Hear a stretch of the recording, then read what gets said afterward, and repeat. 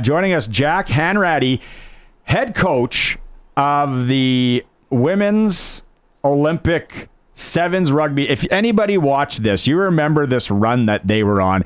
It was historic, Jack. Like, I tell you, I was on the edge of my seat, beat the USA.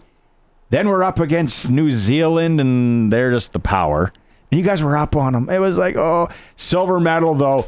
Have you come down from the high yet? No. Absolutely not. I mean, this is the best part of the job right now is to enjoy the high. So coming on and chatting it again with you guys, I'll continue the high for the evening. Yeah. What are you doing? You're in Regina, and you're like here for a week. Our buddy Damon hooked us up here and said, what are you doing in town? Well, I'm just hanging out at the Mosaic Stadium, which, first of all, may I say that we need to get a rugby event in there as soon as possible. I'm in for a conference. The Coaches Association of Canada are running a conference, so I was on a panel today, and then I got to go in. And now I have to say, it's not my first time in Regina. I have had the chance of coaching my homestead of Nova Scotia here a few years ago, and the Atlantic Rock when we were hosted incredibly well as ever. And I ended up getting to actually go to Mosaic Stadium as of course, a Royals fan. But I think I was the only person in the stadium not wearing green. And since my Irish accent, I usually wear green pajamas. So I can't believe I was the only person not wearing green in the stadium. But the atmosphere in that stadium that night was one that now I instantly had a favorite football team. Yeah, that you don't strike me as a pajama guy, and you look like our newly elected mayor. To be honest with you, a lot of people watching the stream are like, "Hey, they're talking to the new mayor." It's like, no, it's the head coach of Canada's rugby team, Kellen. You want to go big soccer or big rugby guy, Kellen? Yeah, well, both. Yeah, but Jack, you talked about getting into Mosaic Stadium, and a little peek behind the curtain because I just came from a World with Saskatchewan Soccer where I got to spend lots of time in Mosaic Stadium with Jordan Estrop from rugby there down the hallway. But Mosaic Stadium rumored to be getting new turf in 2026, which will no longer be stitched lines, and then it will be a facility that will be eligible to host national events for both soccer and rugby and lacrosse. So something to look forward to for Saskatchewan, something that was somewhat overlooked when they put in the first set of turf, that they have stitched lines, which makes it very hard for other sports. But on the flip side, sort of a question and a cool opportunity that Jordan was sharing with me earlier today, with you spending some time in the city. You're getting out to some youth sports, and I heard you gave a bit of a pep talk last night in Hockey Regina for a U13 team that went on to do a bit of a stomping. Tell us about just how unique and how cool that experience is to go cross sport. Yeah, honestly, again, I didn't grow up with hockey, so when I'm going into the locker room with the boys about to go out and try and the puck was about to drop, I didn't know how to actually bond with them. I think I've just used all the hockey terminology that I have in that last two sentences. But the fact that we can inspire a whole group of athletes by showing an Olympic silver medal, it doesn't matter what sport. People are just so addicted to the Olympics in Canada. It's one of the things that we love, whether it's winter or whether it's summer. So to be able to come around and show a bit of hardware about how a pretty proud Canadian group went and performed, it seems like it's pretty easy to inspire anybody to go out and perform afterwards. What coaches inspire you, right? Because now you're inspiring coaches. What about for you?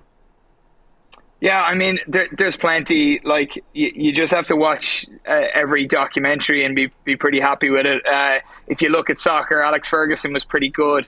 The fact that he could have such bad seasons and stay in the job for 20 years is something that I was inspired by, because we didn't have our first. Our first season didn't go particularly well. I think looking around different coaches is awesome, and different sports as well. I don't want to name too many dynasties of like the Seahawks or the Patriots, but you look at people that were able to keep the room for such a long time, and it's certainly something that I look at. And in my own sport of rugby, there's different sorts of X factors, and and ones that I'm able to deal with. But there's some people like Kieran Crowley who coached the Canadian national team a number of years ago that I certainly look to as a bit of an inspiration, even though we couldn't be further from the same personality.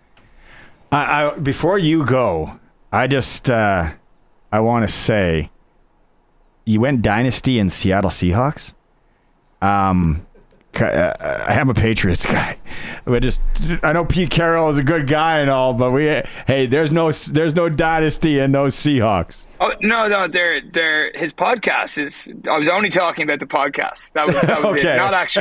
Not actual results. Like a dynasty in leadership referral. Guys, you have me on.